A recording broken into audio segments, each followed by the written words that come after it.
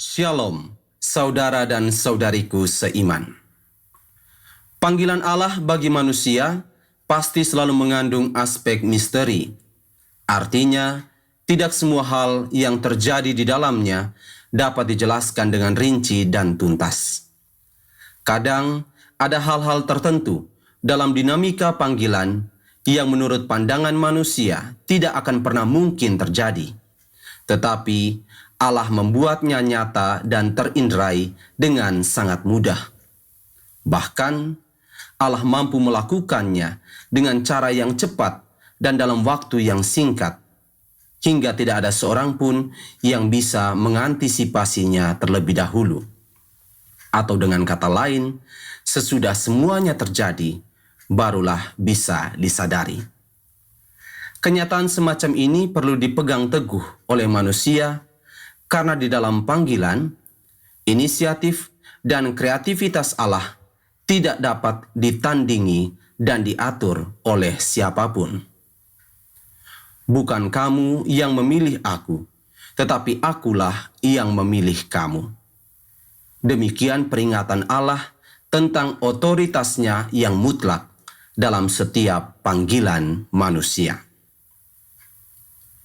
Saudara dan saudariku seiman, sebagaimana yang kita ketahui, setiap rasul dipanggil oleh Yesus untuk mengikutinya dengan cara yang unik dan khas. Sebagai contoh adalah Rasul Bartolomeus atau Nathanael yang teladan kekudusannya diperingati pada hari ini.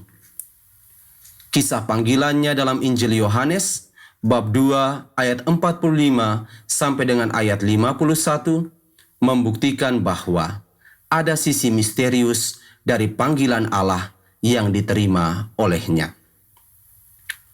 Pada mulanya, Filipuslah yang mengajak Bartolomeus untuk menemui Yesus. Filipus berkata kepada Bartolomeus bahwa ia telah menemukan sosok yang dinubuatkan oleh Musa dalam kitab Taurat dan oleh para nabi. Sosok itu bernama Yesus, anak Yusuf dari Nazaret, dan sosok itu pula telah memanggil Filipus untuk mengikutinya. Filipus mengaitkan Yesus dengan sosok yang dinubuatkan oleh Musa dan para nabi karena dia tahu bahwa Bartolomeus adalah orang yang setia mempelajari kitab Taurat. Sama seperti bangsa Yahudi pada umumnya, Bartolomeus juga menantikan sosok Mesias, dan Filipus coba meyakinkannya bahwa Yesus itulah Mesias yang telah datang. Akan tetapi, saat mendengar bahwa Yesus berasal dari Nazaret, Bartolomeus menjadi ragu. Sebab seturut pemahamannya, Mesias tidak mungkin berasal dari satu kota kecil yang tidak terkenal di Galilea. Filipus yang menyadari keraguan Bartolomeus ini tetap mengajaknya untuk bertemu Yesus. Alhasil, terjadilah peristiwa panggilan yang unik dan khas bagi Bartolomeus.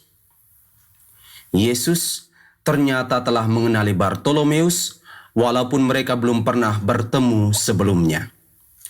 Lewat kata-katanya, "Sebelum Filipus memanggil engkau, aku telah melihat engkau di bawah pohon ara." Yesus memanggil Bartolomeus untuk mengikutinya. Bak gayung bersambut, Bartolomeus menanggapi panggilan Yesus itu secara positif. Banyak penafsir kitab suci mengartikan pernyataan "di bawah pohon ara" yang disampaikan oleh Yesus dengan makna mempelajari kitab Taurat. Maka dapat dikatakan bahwa Yesus telah mengenali Bartolomeus sebagai seorang yang setia mendalami kitab Taurat sebelum ia memanggilnya. Sehingga saat pertama kali bertemu Bartolomeus, Yesus menyapanya, "Lihat, inilah seorang Israel sejati."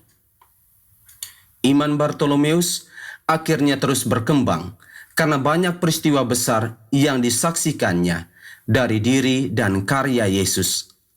Sehingga saat ia diutus untuk mewartakan Injil, ia menjadi pewarta yang gigih dan bersedia menerima mahkota kemartiran sebagai akhir hidupnya. Karena itu, saudara-saudariku seiman, kita sudah seharusnya sadar bahwa kita juga telah dipanggil oleh Tuhan untuk mengikutinya. Wujud panggilan Tuhan kepada kita bisa hadir dalam beragam tampilan. Salah satunya terungkap dalam profesi yang sedang kita geluti saat ini. Tuhan menghendaki kita untuk ikut menyebarluaskan nilai-nilai Injili lewat karya-karya harian kita.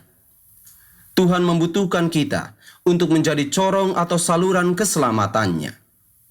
Maka yang harus kita lakukan adalah serius menekuni segala pekerjaan kita.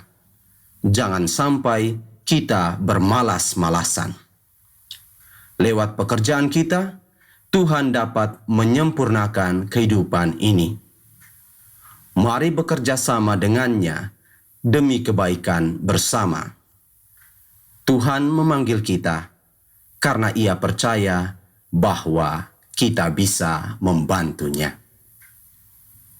Tuhan memberkati kita sekalian.